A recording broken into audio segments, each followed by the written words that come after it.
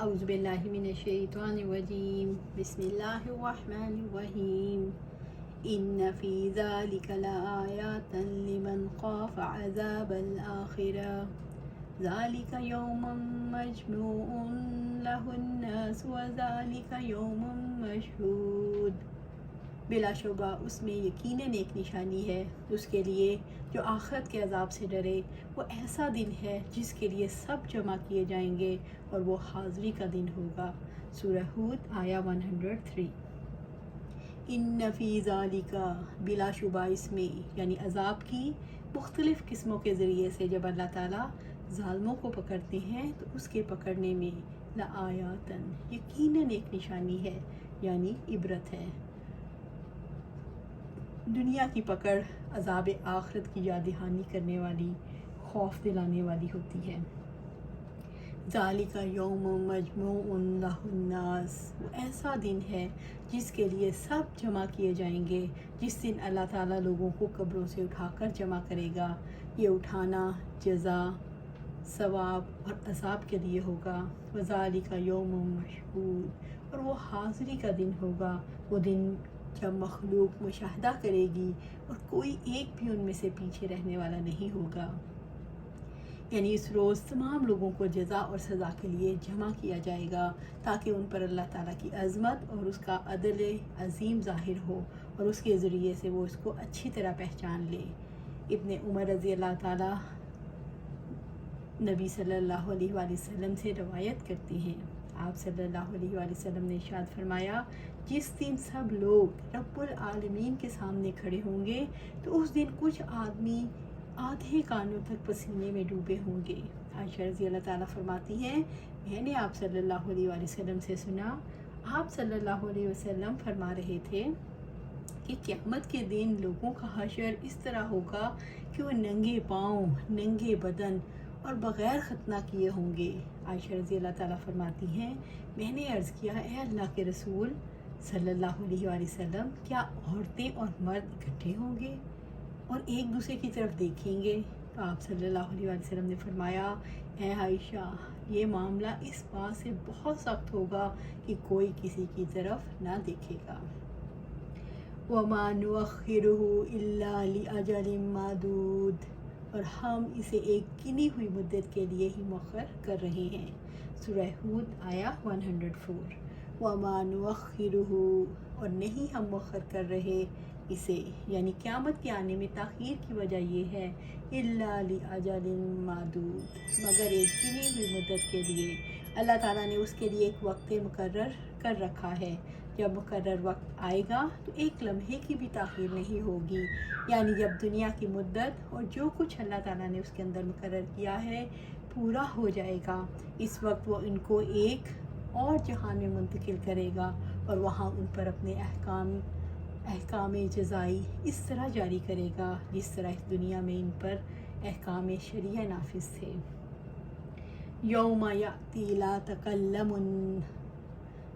تکلم نفس الا بإذنہ فمنہم شقی وسعید، جس دن وہ آئے گا کوئی شخص اس کی اجازت کے سوا کلام نہ کر سکے گا، چنانچہ ان میں کچھ بدبخت اور کچھ نیک بخت ہوں گے۔ سورۃ ہود آیا 105۔ یوم یاتی، جس دن وہ آئے گا، جس دن تمام مخلوق اکٹھی کی جائے گی، لا تکلم نفس الا باذنہ، کوئی شخص اس کی اجازت کے سوا کلام نہ کر سکے گا۔ قیامت کے دن کوئی شخص بھی اللہ تعالیٰ کی اجازت کے بغیر ایک کلمہ نہ اپنے دفاع کے لیے اپنی زبان سے نکالے گا اور نہ ہی کسی کی سفارش میں بولے گا۔ قیامت کے دن انبیاء اور فرشتے بھی اللہ تعالیٰ کی اجازت کے بغیر سفارش نہیں کر سکیں گے۔ رب العزت نے فرمایا، جو آسمان اور زمین کا اور جو کچھ ان کے درمیان ہے ان سب کا رب ہے، وسیع رحمت والا ہے، کسی کو اس سے بات کرنے کی قدرت نہ ہوگی۔ ابو ہریرہ رضی اللہ تعالیٰ عنہ سے روایت ہے کہ آپ صلی اللہ علیہ وآلہ وسلم نے فرمایا، اس دن انبیاء علیہ السلام کے علاوہ کسی کو گفتگو کی ہمت نہ ہوگی، اور انبیاء علیہ السلام کی زبان پر بھی اس دن صرف یہی ہوگا، یا اللہ ہمیں بچا لے، ہمیں بچا لے۔ فَمِنْهُمْ، چنانچہ ان میں، یعنی ساری مخلوقات میں سے، شقی و سعید، کچھ بدبخت اور کچھ نیک بخت ہیں۔ بدبخت وہ بدنصیب ہوں گے جنہوں نے اللہ تعالیٰ کا انکار کیا اور رسولوں کو جھٹلایا، جنہوں نے اللہ تعالیٰ کے احکامات کی نافرمانی کی، اور سعید خوش نصیب وہ لوگ ہوں گے جو مومن اور متقی ہوں گے۔ اللہ سبحانہ تعالیٰ ہمیں مومن اور متقیوں میں شامل فرما۔ رب العزت نے فرمایا ایک گروہ جنت میں اور دوسرا گروہ بھڑکتی ہوئی آگ میں ہوگا۔ اللہم اجرنی من النار۔ جب وہ آیت اتری تو عمر رضی اللہ تعالیٰ عنہ نے پوچھا یا رسول اللہ صلی اللہ علیہ وآلہ وسلم ہم کس پر عمل کرتے ہیں؟ آیا اس فیصلے پر جو پہلے سے طے ہو چکا یا نئی چیز پر؟ فرمایا نہیں، بلکہ اسی پر جو طے ہو چکا ہے اور جس پر قلم بھی چل چکا۔ ہر ایک کے لیے وہی عمل آسان ہے جس کے لیے وہ پیدا کیا گیا۔ فَأَمَّا الَّذِينَ شَقُوا فَفِي النَّارِ لَهُمْ فِيهَا زَفِيرٌ وَشَهِيقٌ۔ پھر وہ بدبخت ہیں جو وہ آگ میں ہوں گے، اس میں ان کو آواز کھینچنا اور آواز نکالنا ہوگا۔ سورۃ ہود آیا 106۔ فَأَمَّا الَّذِينَ شَقُوا، پھر جو بدبخت ہیں یعنی وہ لوگ جو بدبختی، رسوائی اور فضیحت میں مبتلا ہوں گے تو وہ جہنم کے عذاب میں غوطے کھائیں گے اور آگ کا نہایت سخت عذاب ان کو جکڑ لے گا۔ فَفِي النَّارِ، وہ آگ میں ہوں گے، وہ جہنم کے سخت عذاب میں جکڑے جائیں گے۔ لَهُمْ فِيهَا، اس میں ان کو یعنی اس سختی کی وجہ سے جس میں وہ رکھے جائیں گے، زفیر و شہیق، آواز بھینچنا اور آواز نکالنا ہوگا۔ ابن عباس رضی اللہ تعالیٰ عنہ نے کہا زفیر زور کی آواز کو اور شہیق پست آواز کو کہتے ہیں۔ عبداللہ بن قیس رضی اللہ تعالیٰ عنہ سے روایت ہے کہ آپ صلی اللہ علیہ وآلہ وسلم نے فرمایا جہنمی اس قدر روئیں گے اگر ان کے آنسوؤں میں کشتیاں چلائی جائیں تو چلنے لگیں، آنسو ختم ہو جائیں گے تو جہنمی خون کے آنسو بہائیں گے، یعنی پانی کے آنسو کی جگہ۔ استغفر اللہ۔ خالدین فیہا ما دامت السماوات والارض الا ما شاء ربک ان ربک فعال لما یرید۔ جب تک آسمان اور زمین قائم ہیں اس میں رہیں گے مگر جو آپ کا رب چاہے، یقیناً آپ کا رب جو ارادہ کرتا ہے وہ ہرگز وہ کر گزرنے والا ہے۔ سورۃ ہود آیا 107۔ خالدین فیہا، وہ اس میں رہیں گے یعنی وہ اس جہنم میں ہمیشہ کے لیے رہیں گے۔ ما دامت السماوات والارض الا ما شاء ربک، جب تک آسمان اور زمین قائم ہے مگر جو آپ کا رب چاہے، یعنی وہ اس میں ہمیشہ رہیں گے سوائے اس مدت کے جس کے بارے میں اللہ تعالیٰ چاہے کہ وہ اس مدت کے دوران جہنم میں نہ رہیں، اور یہ مدت جہنم میں داخل ہونے سے قبل کی ہے۔ یہ جمہور مفسرین کا قول ہے۔ بس اس صورت میں جہنم میں دخول سے قبل کی مدت کی طرف راجع ہے، یعنی وہ تمام زمانوں تک جہنم میں رہیں گے سوائے زمانے کے جو جہنم میں داخل ہونے سے پہلے تھا، یعنی وہ اہل توحید کو جہنم میں داخل نہیں کرے گا۔ یہ استثناء بھی گناہ گار اہل ایمان کے لیے ہے، یعنی دیگر جنتیوں کی طرح یہ گناہ گار مومن ہمیشہ سے جنت میں نہیں رہیں گے، بلکہ ابتدا میں ان کا کچھ عرصہ جہنم میں گزرے گا، پھر انبیاء علیہ السلام اور اہل ایمان کی سفارش سے ان کو جہنم سے نکال کر جنت میں داخل کیا جائے گا۔ ابو سعید خدری رضی اللہ تعالیٰ عنہ نبی صلی اللہ علیہ وآلہ وسلم سے روایت کرتے ہیں کہ آپ نے فرمایا جب جنتی جنت میں اور دوزخی دوزخ میں چلے جائیں گے، اللہ تعالیٰ فرمائے گا جس کے دل میں رائی کے دانے کے برابر بھی ایمان ہو اس کو بھی دوزخ سے نکال لو۔ تب ایسے لوگ دوزخ سے نکال لیے جائیں گے اور وہ جل کر کوئلے کی طرح سیاہ ہو چکے ہوں گے، پھر زندگی کی نہر میں یا بارش کے پانی میں ڈالے جائیں گے۔ یہاں راوی کو شک ہو گیا کہ اوپر کے راوی نے کون سا لفظ استعمال کیا۔ اس وقت وہ دانے کی طرح آگ آئیں گے، اس طرح دانے کی طرح اگ آئیں گے جس طرح ندی کے کنارے دانے اگ کرتے ہیں۔ یا تم نے نہیں دیکھا کہ دانہ سردی مائل بیچ در بیچ نکلتا ہے۔ ان ربک فعال لما یرید، یقیناً آپ کا رب جو ارادہ کرتا ہے وہ کر گزرنے والا ہے۔ ان ربک یعنی اے انسان تمہارا رب فعال لما یرید، جو ارادہ کرتا ہے وہ کر گزرنے والا ہے، یعنی وہ جس کام کا ارادہ کرتا ہے اسے کر لیتا ہے، اس کے ارادے سے اسے کوئی روک نہیں سکتا۔ یقیناً تیرا رب جو ارادہ کر لے وہ کرتا ہے۔ اس سے ہمیں یہ پتہ چلتا ہے کہ اللہ تعالیٰ اپنی مشیت کا پابند نہیں، وہ جب چاہے اپنی سنت کو بدل سکتا ہے۔ وَأَمَّا الَّذِينَ سُعِدُوا فَفِي الْجَنَّةِ خَالِدِينَ فِيهَا مَا دَامَتِ السَّمَاوَاتُ وَالْأَرْضُ إِلَّا مَا شَاءَ رَبُّكَ عَطَاءً غَيْرَ مَجْذُوذٍ، اور جن کو نیک بخت قرار دیا جائے گا وہ جنت میں ہمیشہ رہنے والے ہیں جب تک کہ آسمان اور زمین قائم ہیں، مگر آپ کا رب جو چاہے، ایسا عطیہ جو کبھی قطع کیا جانے والا نہیں۔ اللہ سبحانہ تعالیٰ ہمیں ان میں شامل فرمائے۔ سورہ ہود آیا 108۔ وَأَمَّا الَّذِينَ سُعِدُوا فَفِي الْجَنَّةِ، اور جن کو نیک بخت قرار دیا جائے گا وہ جنت میں ہوں گے، جو اللہ تعالیٰ کی رحمت سے خوش بخت ٹھہرائے جائیں گے، یعنی جو لوگ سعادت اور فوز و فلاح سے نوازے جائیں گے۔ خالدین فیہا، ہمیشہ رہنے والے ہیں اس میں، وہ اس میں سے نکالے جائیں گے، اس میں ہمیشہ کے لیے رہیں گے۔ ما دامت السماوات والارض، جب تک آسمان اور زمین قائم ہے۔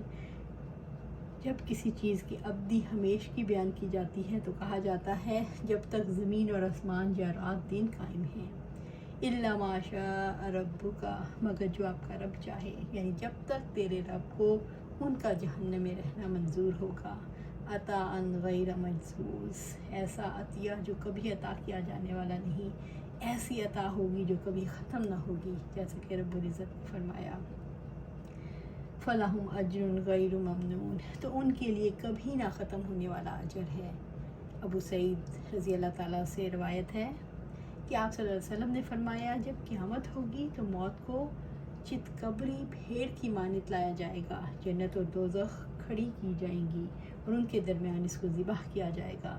سو اگر خوشی سے مرنا ممکن ہو تو جنتی خوشی سے مر جاتے، اور غم سے مرنا ممکن ہوتا تو دوزخ والے غم سے مر جاتے۔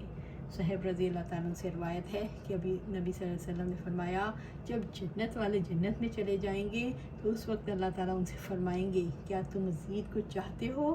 وہ جنتی عرض کریں گے اللہ کیا تو نے ہمارے چہروں کو روشن نہیں کیا؟ کیا تو نے ہم کو دوزخ سے نجات نہیں دی؟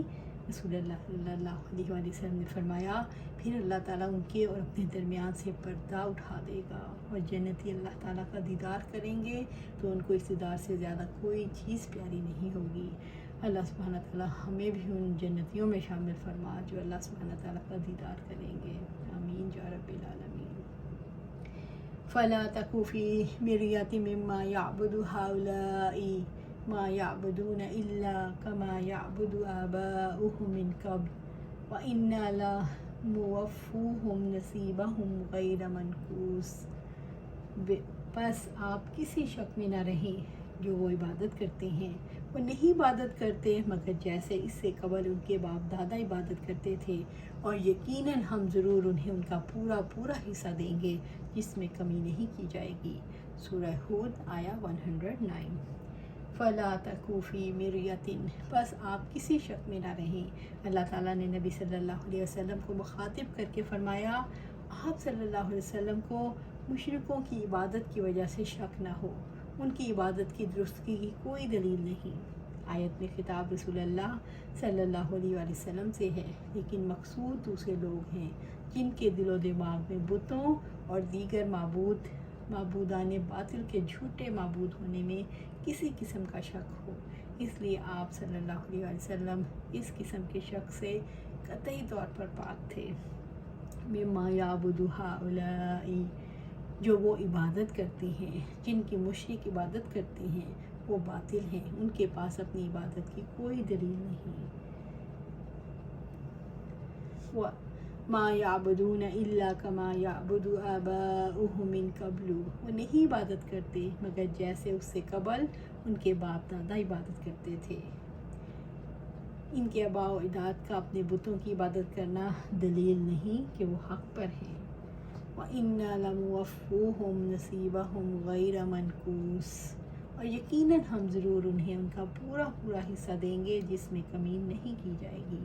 رب العزت نے فرمایا ان کا صلہ انہیں ہم پورا پورا دیں گے، یعنی وہ لازمی طور پر دنیا کے حصے سے بہرور ہوں گے جو ان کے لیے لکھ دیا گیا، خواہ یہ دنیاوی نصیب ان کی نظر میں کتنا ہی زیادہ کیوں نہ ہو، مگر یہ ان کے احوال کے درست ہونے پر دلالت نہیں کرتا، کیونکہ اللہ تعالیٰ اسے بھی دنیا عطا کرتا ہے جس سے محبت کرتا ہے، اور اسے بھی عطا کرتا ہے جس سے محبت نہیں کرتا، مگر ایمان اور دین سے صرف اسی شخص کو نوازتا ہے جس سے وہ محبت کرتا ہے۔